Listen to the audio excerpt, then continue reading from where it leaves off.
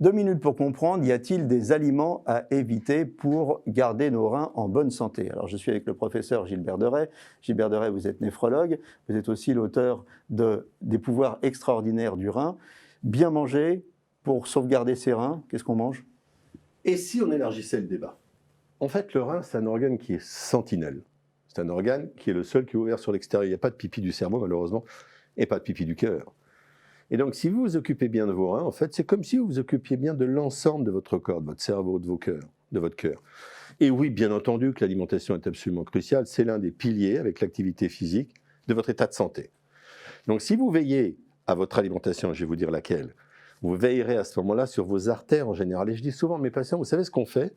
C'est pas simplement pour vos reins, en fait. Si vous protégez vos reins, vous protégez votre cœur, vous protégez votre cerveau. Et je leur dis même, écoutez, si vous avez une maladie génétique, par exemple, je ne peux rien contre votre maladie génétique, mais avec ce qu'on va faire, on va protéger tout le reste de votre corps.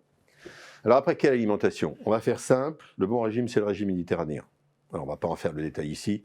Le régime méditerranéen est absolument exceptionnel et il permet de protéger contre l'Alzheimer, l'infarctus du myocarde, certains cancers, l'insuffisance rénale, les coliques néphrétiques, les infections urinaires. Mettez-vous tous au régime méditerranéen. Je voudrais vous ajouter qu'il y a un élément de notre alimentation qui est un drame, c'est le sel. Nous vivons dans un monde qui est submergé de sel. La recommandation de l'OMS, c'est 5 grammes par jour. On en mange en France à peu près 10, en moyenne.